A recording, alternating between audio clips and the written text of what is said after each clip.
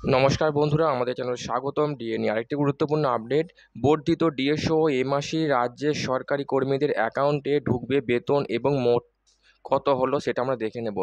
তো বন্ধুরা, ডিএ সংক্রান্ত গুরুত্বপূর্ণ আপডেটটি নিয়ে আমরা স্টেপ বাই স্টেপ আলোচনা করব। তো অবশ্যই আপনারা ভিডিওটি স্কিপ না করে অবশ্যই পুরোটা দেখবেন। তো তার আগে বলে রাখি, যে সকল বন্ধুরা আমাদের চ্যানেলে নতুন, আমাদের চ্যানেলটির পাশে সাবস্ক্রাইব বাটন, সাবস্ক্রাইব করার পর পাশে যে বেল আইকন সেটিও প্রেস করবেন। লেটেস্ট ভিডিও আপডেটগুলি সবার আগে পেয়ে যাবেন। দেখে নেব আজকে ডিএ সংক্রান্ত গুরুত্বপূর্ণ আপডেটটি। রাজ্যের সরকারি কর্মীদের গত বড়দিনের আগে বড় সুখবর দিয়েছিলেন মুখ্যমন্ত্রী মমতা বন্দ্যোপাধ্যায়।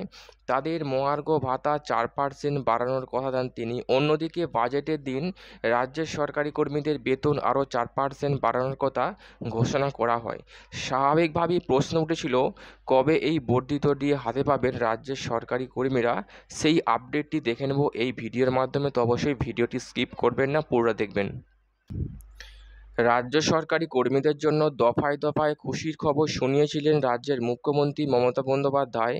গত 21শে ডিসেম্বর রাজ্য সরকারি কর্মীদের ডিএ 4% বাড়ানোর কথা ঘোষণা করেছিলেন মুখ্যমন্ত্রী মমতা বন্দ্যোপাধ্যায়। ইতিমধ্যে সেই বর্ধিত ডিএ হাতে পাচ্ছেন রাজ্যের সরকারি কর্মীরা। তিনি রাজ্যের সরকারি কর্মীদের নিজের পরিবার বলে দাবি করেছিলেন। তাদের সুখ দুঃখ আপদে বিপদে পাশে থাকার আশ্বাস দিয়েছিলেন মুখ্যমন্ত্রী মমতা বন্দ্যোপাধ্যায়। যদিও কেন্দ্রীয় হারে মহার্ঘ ভাতা দেওয়ার দাবিতে অনড় ছিলেন কিছু সরকারি কর্মী, সংগ্রামী যৌথ মঞ্চ এই দাবিতে আন্দোলন করে। এদিকে রাজ্য বাজেটের দিনেও সরকারি কর্মীদের আরও 4% ডিএ বৃদ্ধির কথা ঘোষণা করা হয়েছিল। স্বাভাবিকভাবেই প্রশ্ন উঠছে, বর্ধিত এই 4% ডিএ কবে ঢুকবে? বর্ধিত ডিএ সহ বেতন মিলবে মে মাস থেকে।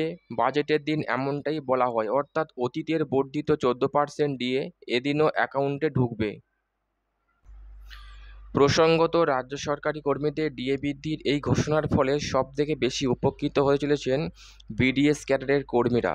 তাদের মধ্যে সবথেকে উঁচু পদ সিনিয়র স্পেশাল সেক্রেটারি। এই পদের কর্মরত বেসিক হয় 1,90,000-এর কাছাকাছি। 4% বর্ধিত ডিএ হাতে পাওয়া মানে তাদের হাতে প্রায় 8,000 টাকা বাড়তি বেতন ঢুকবে। অন্যান্য রাজ্য সরকারি কর্মীদের ক্ষেত্রে গড়ে 800 করে বেতন বাড়বে। রাজ্যের সরকারি কর্মীদের জন্য ডিএ বৃদ্ধির কথা মমতা বন্দ্যোপাধ্যায় ঘোষণা করার পরই খুশির হাওয়া বইছিল তাদের একাংশের মধ্যে। যদিও কেন্দ্রীয় হারে ডিএর দাবিতে আইনি লড়াই লড়বেন, এমনটাই মন্তব্য করতে শোনা গিয়েছিল রাজ্য সরকারি কর্মীদের পরিষদের সদস্যদের। পাশাপাশি সংগ্রামী যৌথ মঞ্চের তরফেও বলা হয়েছিল, এআইসিপিআই অনুযায়ী ডিএর দাবিতে তারা আন্দোলন করে যাবেন। উল্লেখ্য, কলকাতা হাইকোর্টের ডিভিশন বেঞ্চ রাজ্য সরকারকে বকেয়া ডিএ মিটিয়ে দেওয়ার নির্দেশ দিয়েছিল।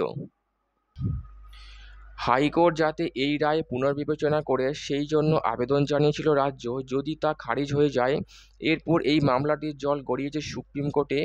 এর আগে স্টেট অ্যাডমিনিস্ট্রেটিভ ট্রাইব্যুনাল অর্থাৎ স্যাটে জয়ী হয়েছিল সরকারি কর্মীরা।